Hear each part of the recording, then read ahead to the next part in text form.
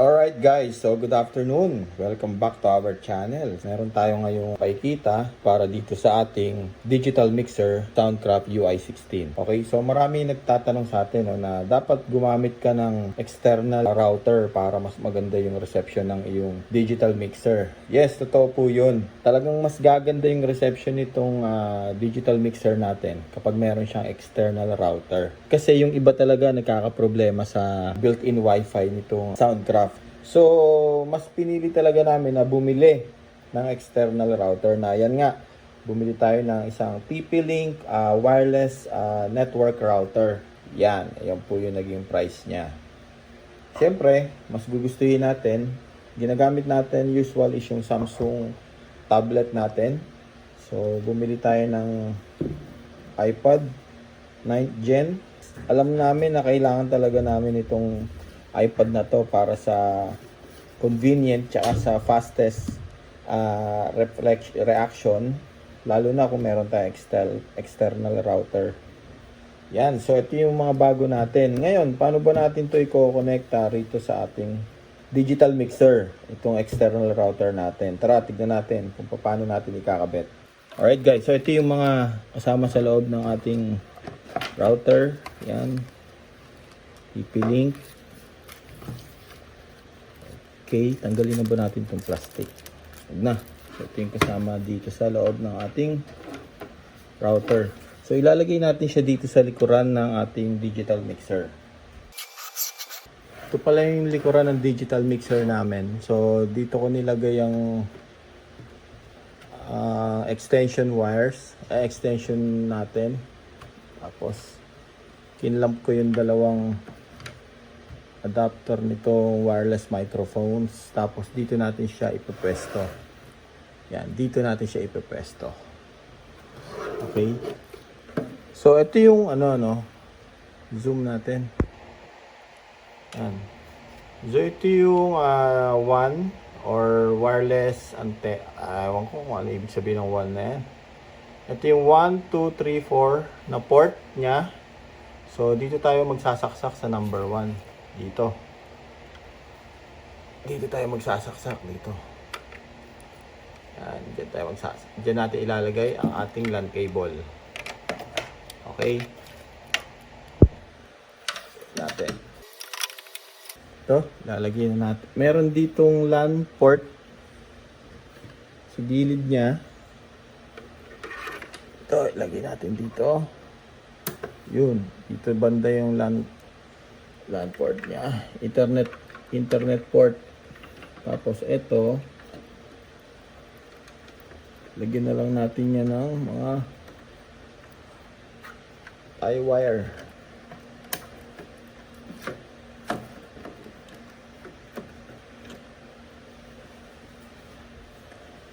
Yan guys, so nailagay na natin yung LAN cable natin. So dito yung Ethernet port ng ating Soundcraft. Tapos dito sa number 1 ng external router natin siya kinabit. Okay.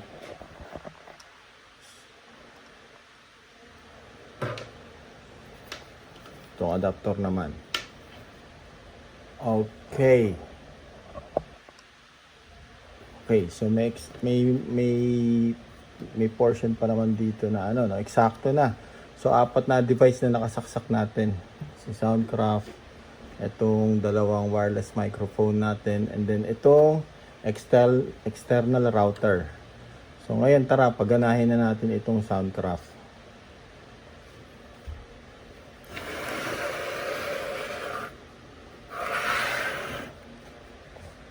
Alright guys, ito palang iPad nabili natin na 9th Gen. Yan. Okay, so mabalik tayo kung paano natin sa isa-set up. So kailangan mag-pair muna tayo ng LAN cable ng yung pinaka external router natin. Kailangan i-set up muna natin. Okay guys, first kailangan makuha nyo yung pinaka connection ng inyong external router. Hanapin nyo siya sa inyong Wi-Fi setting. Like nakuha nyo yung external router na nabili nyo. Make sure na inyong ma-select nyo, and then may magpo-prompt na password Yung password is makikita nyo sa likurang bahagi sa pinakailalim ng router. Makikita nyo dyan may password number para makapasok kayo. Once na makapasok na kayo or makakonect na kayo sa inyong external router, punta kayo dito ngayon sa Google Chrome. Yan.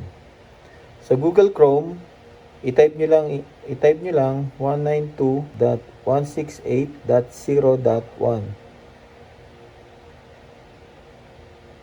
Yan. Alright, once na makapasok kayo sa inyong external router, punta kayo sa area ng DHCP, makikita nyo yung start IP address na ma-absorb ng inyong router. Yan o. 192.168.0.100 and IP address is 192.168.0.199. So yan yung yun yung kailangan nating sundan. Yan ang kailangan yung kunin.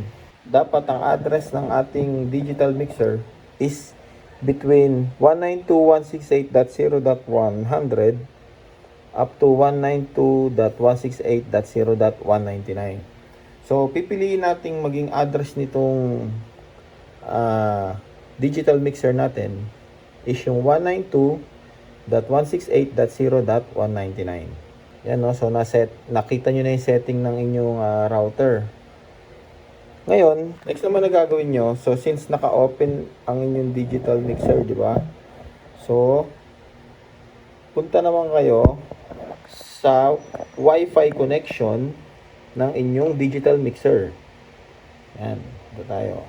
Hanapin natin ang Soundcraft. Yan o, lumabas yung Soundcraft. Pasok tayo dyan. Okay, so nakakonect na tayo ngayon sa ating Soundcraft na digital mixer. Okay? Ngayon, once na nakakonect na tayo dyan, pumunta kayo sa UI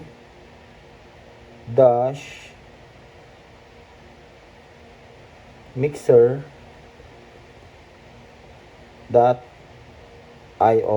Yan, pasok kayo dyan para makapunta kayo doon. Para makapunta kayo sa pinaka-interface. Okay, ngayon nandito ngayon tayo sa loob ng ating digital mixer.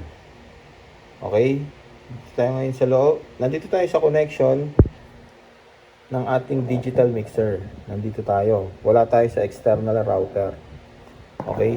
So, ang gagawin nyo dyan, punta kayo dito sa setting. Tapos, dito sa network. Okay? Dyan sa network address na yan. Tapos meron ditong config. Para mabago nyo yung IP address na yan, type sa config. Yan, type nyo lang dito admin. Password. Admin din ang admin lang. Sign in na kayo. So, papasok na kayo sa inyong UI config. Okay? So, pwede nyo baguhin yung nyo dyan, yung mga password nyo. So, ngayon, hindi ko muna pinasok, no? So, ito yung LAN configuration. Yan. Tapos, tinype ko na dyan yung 192.168.0.199. Yun yung pinili naming address. And then, yung gateway mo, dapat kung ano yung gateway ng iyong external router, yun din ang lagay mong gateway dyan. Okay? Once na okay na yan, save nyo yung update. Yan. Tapos, ngayon, bumalik na kayo sa inyong Wi-Fi, sa Wi-Fi ng external router. Okay. So, nandito na ngayon tayo kay external router. Okay. So, nandito ngayon tayo sa loob ng ating Google Chrome. Ngayon, connected tayo sa ating external router. Hindi tayo connected sa ating Soundcraft UI16. So, sa external router, hindi nyo maipapasok yan ng UI-mixer.io. Pag in-open nyo yan, hindi yan mabubukas. Okay? So, ang kailangan nyo i-address dito para mabuksan niyo yung digital mixer is yung IP address na ipinasok nyo. Yan, 192.168.0.199. Yan ang i-open nyo. Go. So, mapupunta na tayo ngayon kay I.O. Yan. Nakuha nyo ba, guys? So, hindi na siya UI-mixer.io para magamit nyo itong digital mixer. Kundi, kung anong IP address na iset nyo doon sa loob ng LAN configuration ni Soundcraft UI16, yun yung dapat na ilagay nyo sa address bar. Yan yung kailangan nyong i-address para mabuksan nyo yung Soundcraft apps na yan. Nakuha ba? Okay, so nailagay na natin, i-upgrade na natin ang ating digital mixer. Naging external router na siya. No? And then meron na tayong iPad. So tignan natin kung gaano kabilis at gaano ka-reliable itong combination na to, no? External router, digital mixer, iPad. Alright? So, tignan natin kung sa susunod na gig meron kami. So, try natin gamitin ito. Tapos, i-testing natin kung gaano kalayo yung sakop na external router natin. Kung hanggang saan ang aabutin nito kalayo. Sabi kasi nito nasa 50 to 100 meters away. Kaya. So marami ring nagtatanong pala tungkol dito sa channel 3 namin. Huwag kayo mag-alala, gumagana yan. Gusto nyo testingin natin ngayon eh. So okay, nagkabit ako nung pinaka XLR cable dito sa address na to. Ito ang ating microphone. Yan. Yan nyo ha. Gumagana yan eh. Okay. So, buo ang ating channel 3. Gumagana po ang channel 3 natin. Huwag kayo mag-alala. Okay. So, hanggang dito na lang ang aming video. Alright. So, sa lahat ng nanood hanggang dulo, maraming salamat. Sa mga hindi pa nagsusubscribe, subscribe na kayo dito, guys. Yan. Para meron kayong mga update and mga videos namin na ina-upload. Mga konting tips, konting sharing. Yan. Maraming salamat pala sa mga sumusuporta. Thank you and God bless. Alright.